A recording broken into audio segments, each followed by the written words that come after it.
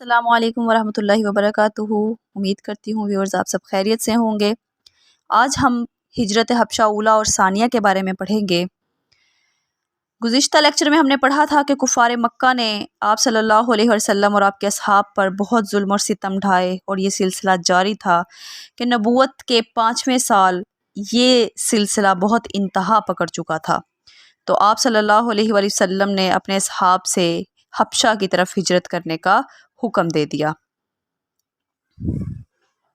حبشہ کے بادشاہ کا نام اصحبہ تھا اور اس کا لقب نجاشی تھا۔ اس کا تعلق عیسائی دین سے تھا، لیکن یہ بہت ہی انصاف پسند اور رحم دل بادشاہ تھا۔ تورات اور انجیل دونوں کا عالم تھا۔ مسلمان جب ہجرت کر کے یہاں پہنچے تو قریش نے ان کا تعقب کرنے کی کوشش کی، لیکن یہ لوگ رات کی تاریکی میں خاموشی سے نکل کر اپنی منزل تک پہنچ گئے اور قریش کو ان کو تعقب کرنے میں ناکامی حاصل ہوئی۔ مسلمان جب حبشہ پہنچے تو وہاں کے بادشاہ نے بڑے احترام کے ساتھ خوش آمدید کہا اور ٹھہرنے کے لیے پرامن جگہ عطا کی۔ صحابہ کرام بڑے پرسکون سے اور اطمینان کے ساتھ زندگی گزار رہے تھے۔ یہ قافلہ 3 ماہ کا عرصہ نہایت پرامن طریقے سے وہاں رہا، لیکن پھر وہاں حبشہ میں کسی نے افواہ پھیلا دی کہ قریش مکہ جو ہیں وہ اسلام لے آئے ہیں اور اب مسلمانوں کی حالت اچھی ہو گئی ہے اور وہاں کے حالات مکہ کے بحال ہو گئے ہیں۔ تو جب یہ افواہ سنی تو بہت سے لوگ جو ہیں حبشہ سے واپس مکہ میں آ گئے۔ چند ایک لوگوں نے وہاں رہنے کا فیصلہ کیا، اس کے علاوہ تمام لوگ واپس آ گئے۔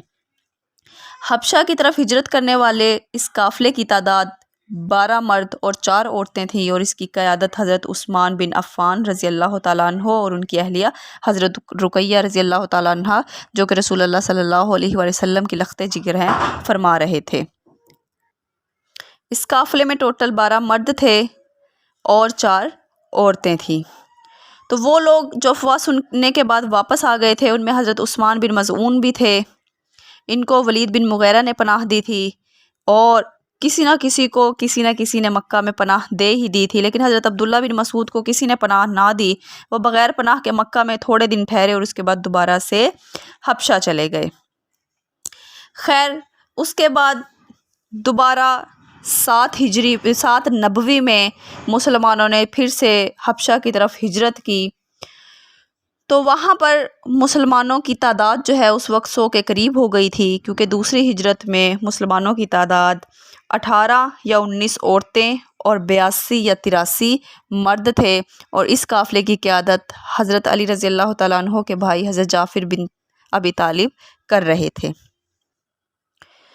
قریش مکہ نے ان مہاجرین کا تعقب کرنے کی کوشش کی، لیکن تعقب کرنے میں ناکام رہے۔ اس کے بعد قریش مکہ نے اپنے 2 سفیر نجاشی کے دربار میں بھیجے، جن کا نام عمرو بن العاص اور عبداللہ بن ربیعہ تھا۔ یہ نمائندے قریش کی طرف سے بے پناہ تحائف لے کر نجاشی کے دربار میں پہنچے اور کہا کہ ہمارے کچھ ہم وطن اور بے وقوف لوگ گمراہ ہو کر یہاں حبشہ میں آئے ہیں، آپ انہیں ہمارے حوالے کر دیں تاکہ ہم انہیں راہ راست پر لے کر آئیں۔ تو بادشاہ بہت سمجھدار تھا۔ نجاشی نے تمام مسلمانوں کو اپنے دربار میں طلب کیا اور ان کے قائد اور رہنما حضرت جعفر طیار رضی اللہ تعالیٰ عنہ کو اپنے سامنے حاضر کیا۔ تو حضرت جعفر رضی اللہ تعالیٰ عنہ سے جب گفتگو کی گئی تو حضرت جعفر رضی اللہ تعالیٰ عنہ نے بتایا کہ اے بادشاہ، ہم لوگ گمراہ تھے، تاریکیوں میں زندگی گزار رہے تھے، ہمیں جھوٹ بولنا اور چوری کرنے میں کوئی کراہت محسوس نہ ہوتی تھی۔ ہم جو ہیں لوٹ مار کیا کرتے، پاک دامن عورتوں پر تہمت لگاتے تھے، قطع تعلقی کرتے، اور بددیانتیاں ہمارے لوگوں میں پھیلی ہوئی تھی، بتوں کی پوجا کرتے اور پتھروں کے سامنے جو ہے ہم سجدہ ریز ہوا کرتے تھے۔ تو یہ ساری خرافات ہماری قوم کے اندر جو ہے رچ بس چکی تھی کہ اللہ نے ہم پر احسان فرمایا اور ہمارے اندر ایک نبی آیا جس نے ہمیں بتایا کہ ہمیشہ سچ بولو، دیانت سے کام لو، صلہ رحمی کرو، لوٹ مار سے پرہیز کرو، پاک دامن عورتوں پر تہمت نہ لگاؤ، اور جو ہے اللہ اور اس کے دین کی پیروی کرو۔ تو جب ہم لوگوں نے، ہم میں سے ایک قوم نے اس بات کو مان لیا تو ہماری ہی قوم ہمارے خلاف ہو گئی اور ہم پر اتنے مظالم کیے کہ ہم اپنے وطن سے نکلنے پر مجبور ہو گئے۔